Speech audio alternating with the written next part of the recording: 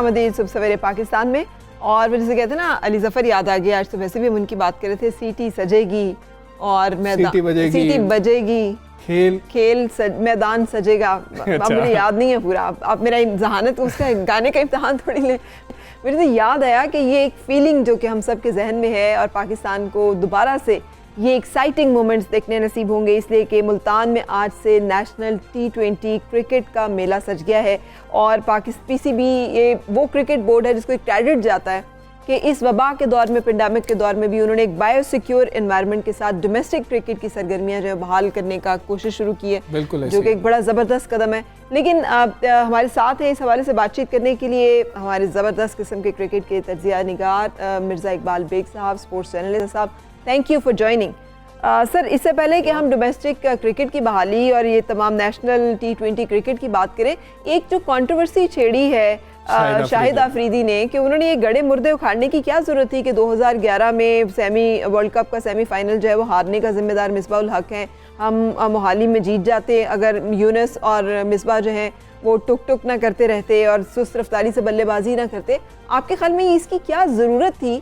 वो मिस कर रहे हैं क्या कि 1992 का अगर वर्ल्ड कप जीत के इमरान खान जो है वज़ीर आज़म बन गए तो वो वर्ल्ड कप जीत लेते तो शायद उनके भी इम्कान ज़्यादा रोशन हो जाते हैं। उन्होंने एक ट्वीट भी किया कि उनका मकसद मिसबाह को सिंगल आउट करना नहीं था और फिर उन्होंने उसकी वजाहत की। शाहिद आफरीदी आपको पता है किस शख्सियत के मालिक हैं, मन मौजी शख्सियत के मालिक हैं। आपको याद होगा उन्होंने अपनी किताब में भी लिख दिया कि उनकी डेट ऑफ बर्थ सही नहीं थी और उसमें गड़बड़ थी। फिर उसके अलावा उनके बहुत सारे तनाज़ात भी रहे हैं। कभी वो पिच के ऊपर जो है वो अपने पैर चला देते हैं, पिच को खराब करते हैं, कभी गेंद चबा लेते हैं। लेकिन शाहिद आफरीदी एक शाहिद आफरीदी हैं। उनको रिटायर हुए 4 साल हो गए। कल उन्होंने जो बयान दिया, उस बयान के बाद उनको इस बात का एहसास हुआ। वो कहते हैं कि उसको ट्विस्ट करके चलाया गया और वो ये कहते हैं कि अकेला मिसबाह नहीं जिम्मेदार था, उसमें पाकिस्तानी टीम खुद शाहिद आफरीदी भी जल्दी आउट हो गए थे मार्च 2011 में जो मोहाली में सेमीफाइनल हुआ था वर्ल्ड कप का। तो फिर उन्होंने उसको बैलेंस करने की कोशिश की, लेकिन अब 9 साल कोशिश में सर आपको लगा कि वो मतलब कोशिश में कामयाब हुए हैं, उसको कवर अप करने की जो कोशिश है वो फिर कामयाब रही? लेकिन जब तीर कमान से निकल जाता तो उसका कमान में वापस आना बड़ा मुश्किल होता है। उन्होंने उसको अगरचे कंपनसेट करने की कोशिश की लेकिन वो इतने कामयाब नहीं हो सके। 12 अब 11 साल हो गए पाकिस्तान को वर्ल्ड कप का सेमीफाइनल खेले, अब तो कोई बात ही नहीं थी। इसीलिए मैं कहता हूँ कि शाहिद आफरीदी है, जो दिल में आता है, जो दिमाग में आता है वो कर देते हैं। बिल्कुल ठीक। मिर्जा इकबाल बेग साहब, ये जो नेशनल T20 कप है, इस हवाले से कि ये हमारे नए टैलेंट के लिए कितना जरूरी है? बेशक बायोसिक्योर माहौल के अंदर हो रहा है लेकिन हो रहा है, आप कैसे देखते हैं इसको? देखिए हमजा, अगर हकीकत की निगाह से देखा जाए तो नौजवानों के लिए क्योंकि जो टीमें सेलेक्ट हुई उस पर क्वेश्चन मार्क लगे, कुछ प्लेयर्स चले गए, समी असलम नहीं खेल रहे, मोहम्मद इरफान जूनियर नहीं खेल रहे, उसके अलावा रमीज राजा जूनियर नहीं खेल रहे। लेकिन उसके बावजूद ये एक अपॉर्चुनिटी है यंगस्टर्स के लिए, क्योंकि टेलीविजन पर मैचेस लाइव दिखाए जाएंगे और जब भी कोई मैच टीवी पर बराह रास्त दिखाया जाता है तो खिलाड़ी में जो पोटेंशियल होता है, जो टैलेंट होता है, वो लोगों की नजरों में आता है। तो ये एक सुनहरी मौका है नौजवानों के लिए कि वो अच्छा परफॉर्म करें। आइंदा बरस भारत में वर्ल्ड T20 होने जा रहा है। फिर पाकिस्तानी टीम को अभी जो है वो जिम्बाब्वे के खिलाफ अगले माह नवंबर में और फिर उसके बाद पाकिस्तान को दिसंबर में न्यूजीलैंड जाना है। तो यंगस्टर्स के लिए मौका है कि अच्छा परफॉर्म करें, लोगों की नजरों में आए और फिर पाकिस्तानी टीम में जगह बनाने में कामयाब हो। इकबाल बेग साहब, जो खिलाड़ी नाराज है जिनका आपने भी जिक्र किया, तो क्या यंगस्टर्स पर बुरा असर नहीं पड़ता कि परफॉर्म करते भी हैं तो टीम में नहीं लिया जाता? ये पाकिस्तान क्रिकेट का हमजा अलमिया है कि पाकिस्तान क्रिकेट में इस तरह की चीजें होती हैं कि हम मेरिट के बजाय पसंद नापसंद को ज्यादा अहमियत देते हैं। PCB के जो director high performance centre Nadeem Khan, उन्होंने अभी अब से 2 दिन कबल कराची में प्रेस कॉन्फ्रेंस में इस बात का इतराफ किया कि टीमों का जो इंतखाब है उनके कोचेज ने किया है और अपनी मर्जी से किया है। तो इसका मतलब ये हुआ कि पसंद नापसंद को उन्होंने तरजीह दी है, लेकिन ऐसा होना नहीं चाहिए। इससे नौजवान दिल बर्दाश्ता होते हैं। वो खिलाड़ी जो धूप में किट बैग अपने कंधे पे लटकाए, पसीना बहाकर इस आस में कि पाकिस्तान की सब्ज कैप अपने सर पर सजाए और जब उसके साथ ज्यादती होती है तो यकीनन उसका दिल टूट जाता है। अच्छा मिर्जा इकबाल बेग साहब, हम सब बड़ी उम्मीद कर रहे थे कि पाकिस्तान में बड़ी तब्दीली आएगी, पाकिस्तान तहरीक इंसाफ की हुकूमत और ख़ासतौर पे इमरान खान साहब वज़ीर आज़म हो तो तब भी पाकिस्तान क्रिकेट बोर्ड के मसाइल रहेंगे कि वहाँ पे कहा जाए कि टीम्स का सिलेक्शन जो है वो कोचेज़ ने खुद किया है या वहाँ पे शायद मतलब मेरिट के ऊपर प्लेयर्स ना खेल सकें। ये तो फिर एक अच्छी बात नहीं होगी अगर इस तरह के मामला अब भी सरफेस होते हैं तो। बिल्कुल फराह, आपने बड़ा वैलिड क्वेश्चन किया। उसकी वजह ये है कि लोग तवक्को बहुत कर रहे थे, और आपको याद होगा कि इमरान खान साहब जब वजीर आजम बनने से पहले वो खुद ये दावा करते थे कि हमारी हुकूमत आने दो, मैं क्रिकेट को सही करूंगा। अब जब उनकी हुकूमत आई, उन्होंने अपने दस्ते रास्त एहसान मानी साहब को पाकिस्तान क्रिकेट बोर्ड का चेयरमैन बनाया, जो इंग्लैंड से इंपोर्ट करके लाए वसीम खान को, जो पाकिस्तान में नहीं रहे, उनका कोई तजुर्बा नहीं है पाकिस्तान का। वो इंग्लैंड में 18 काउंटीज हैं, उनमें से एक काउंटी लेस्टरशायर के चीफ एग्जीक्यूटिव थे। ये पाकिस्तान क्रिकेट बोर्ड है, 22 करोड़ की आबादी का क्रिकेट बोर्ड। तो ये दोनों हजरात, इनका कॉम्बिनेशन जब बना तो वो डिलीवर नहीं कर पाया जो लोग तवक्को कर रहे थे। हालांकि मानी साहब 3 बरस तक आईसीसी के सदर रह चुके हैं, लेकिन आईसीसी को चलाना और पीसीबी को चलाना दो मुख्तलिफ चीजें। तो आपने फरा बिल्कुल वैलिड क्वेश्चन किया कि एक वजीर आजम के दौर में जो खुद क्रिकेटर है, और दुनिया की तारीख में आज तक कोई टेस्ट क्रिकेटर वजीर आजम नहीं बना, तो इमरान खान साहब को क्रेडिट जाता है कि जब वो वजीर आजम है तो वो क्रिकेट के मामलात को देखें। अब तरी की सूरत हाल है, आप देखें फ्रेंचाइजेस जो है वो अदालतों में जा रही है। जो ब्रॉडकास्टर्स का कॉन्ट्रैक्ट था पीएसएल के बकिया मैचेस का, वो पीसीबी ने मंसूख कर दिया। फिर उसके बाद कौमी असेंबली की कायमा कमेटी बराए बैन भाई राब्ता इन्हें बुलाती है, फिर कौमी असेंबली की पब्लिक अकाउंट्स कमेटी इन्हें बुलाती है, खिलाड़ी नाराज हो जाते हैं। तो इसका मतलब ये हुआ कि क्रिकेट के मामलात दुरुस्त संप में नहीं जा रहे, जिसका नोटिस लेना पड़ेगा, क्योंकि पेट्रन इन चीफ भी है वजीर आजम इमरान खान। मिर्जा इकबाल बेग साहब, तो ये जो डिपार्टमेंटल क्रिकेट वाला फैसला भी वजीर आजम साहब ने खुद किया है, आप इस फैसले को कैसे देखते हैं? क्या इससे टैलेंट कम सामने नहीं आएगा? ये हमजा बिल्कुल, ये देखें, अब आप पाकिस्तान बोर्ड ने सिर्फ 192 क्रिकेटर्स खेलेंगे। जब डिपार्टमेंटल क्रिकेट होती थी तकरीबन 900 से ज्यादा क्रिकेटर्स थे। 192 क्रिकेटर्स, क्रिकेट जो है वो क्रिकेटर्स सुकड़ गए हैं, यानी कि क्रिकेट सुकड़ गई है। ऐसा नहीं होना चाहिए, अपॉर्चुनिटी होनी चाहिए। अब यहाँ तनख्वाह दे रहे हैं आप, क्या पता अगले साल किसी खिलाड़ी को कॉन्ट्रैक्ट मिले ना मिले। और इदारों में ये था कि मेडिकल भी उनको मिलता था, उनकी फैसिलिटीज थी। अब देखें कोई वो सुजुकी चला रहा है तो कोई डिलीवरी बॉय बन गया है, लड़के बड़े दिल बर्दाश्ता हो गए। ये पाकिस्तान क्रिकेट के मुस्तकबिल के नुक्ते निगाह से बड़ी खतरनाक बात है कि हमने ऐसा ऐसा टैलेंट दिया है दुनिया में कि सड़कों गलियों से खिलाड़ी आए और उन्होंने पाकिस्तान का परचम बुलंद किया। मेरे ख्याल में जानिब इन्हें सोचना पड़ेगा, ये पाकिस्तान क्रिकेट की तबाही के सिवा और कुछ भी नहीं है। अच्छा, किस टीम को ये लुक फॉरवर्ड टू ये नेशनल T20 क्रिकेट मेला में? अगर मैं कहूँ कि आपकी फेवरेट टीम कौन सी है, कौन सा प्लेयर है जिसको आप समझते हैं कि ये एक shining star in the making?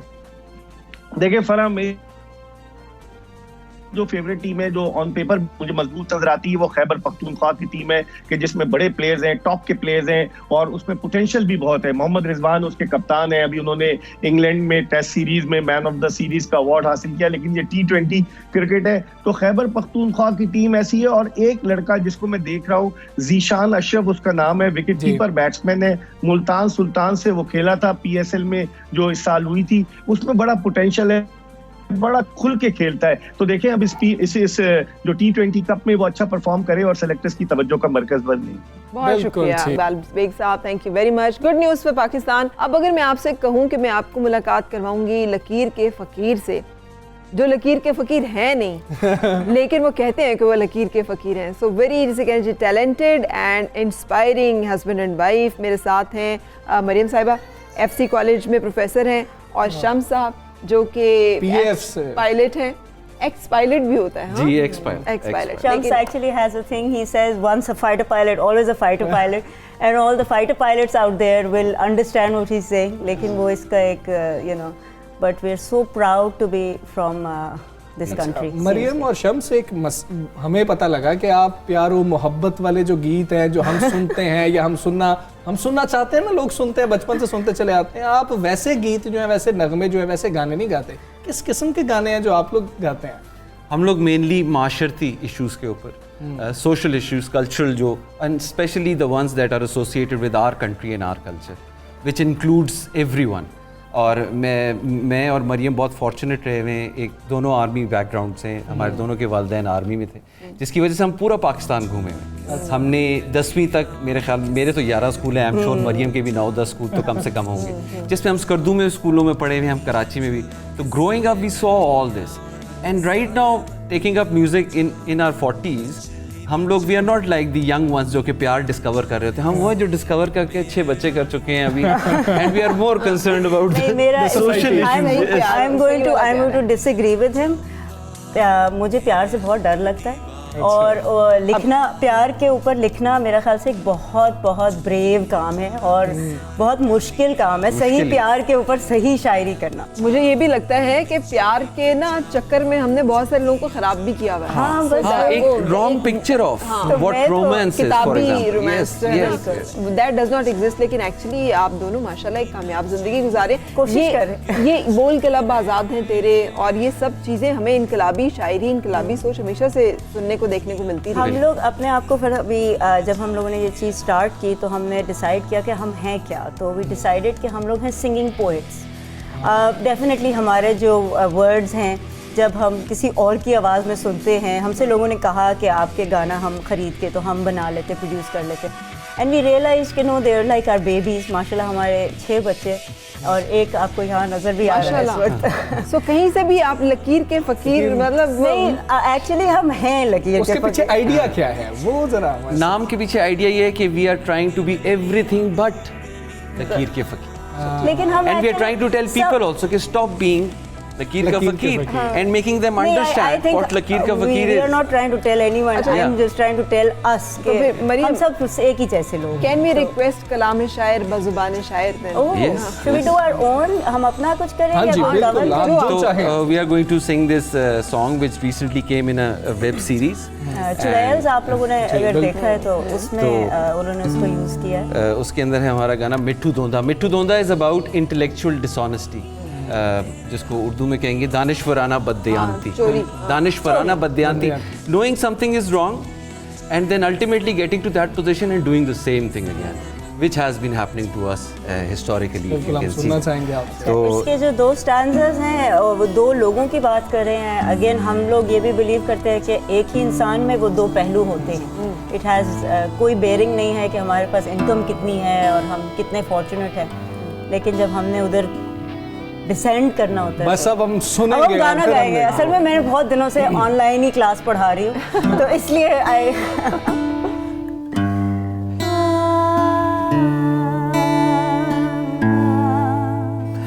जब मैनू बचेगी कोई मैनू बचेगी मैं अपे नू बुलावांगा,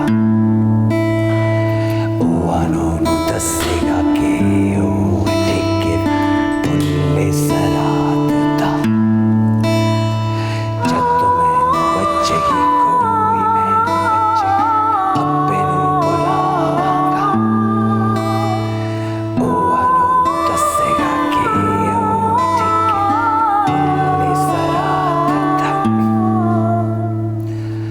मिट्टू धोंदा एना रोंदा, अम्मा अब्बा भैन भरावा की पे होंदे ने, ओनू रोटी थोड़ी बोटी जो भी मिलने ना भी मिलने ते सो जांदे ने।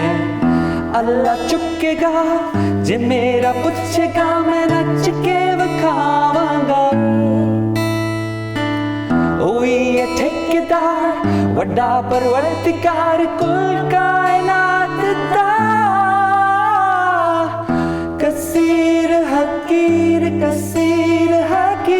लकीर फकीर, हकीर कसीर लकीर फकीर। बस वापस आता हूँ। जी अच्छा ये दिस वाज लकीर के फकीर। बाकी please go like subscribe and share. लकीर के फकीर पे आप जाएं, YouTube पे हमारे और भी गाने हम अपनी मार्केटिंग जो है खुद ही मैनेज खुद ही करते नहीं, हैं। आप बहुत बहुत अच्छी अच्छा कर रही करते हैं हैं। और हमें पता लग रहा है कि स्टूडेंट्स को आप पढ़ाती नहीं हैं। Thank you. कौन क्या करता है, कौन कौन क्या गाना करता है? लिखता है, कौन उसको नोक पलट हाँ, सीधी सबसे करता पहले है, कौन- आई कम अप विद अ रिफ जैसे इसकी ये है, तो उसके बाद फिर एक मेलोडी दिमाग में आ जाती है, आमद सी होती है, जैसे आर्टिस्टों को नहीं होती, तो एक आमद होती है। उसके बाद मैं और मरियम बैठते हैं, मैं इसको वो सुनाता हूँ। सबसे पहले हम अप्रूव करवाते हैं छोटे बच्चों से मेलोडी, उनके सामने। शम्स, हमारे पास नहीं, सॉरी टू समझ आ कट रही यू है। 40 सेकंड्स है हमारे पास, कुछ और आप 40 सेकंड्स में Okay, हमें let's और do ऑडियंस तेरी को सुना बारी में। सकें। अच्छा, मरियम का फेवरेट ही है। हाँ, we love this song. तेरी वादी वादी घूमूं, तेरा कोना कोना चूमूं, तेरी वादी वादी घूमूं, तेरा कोना कोना चूमूं, तू मेरा दिल भर जा, तू मेरा दिल भर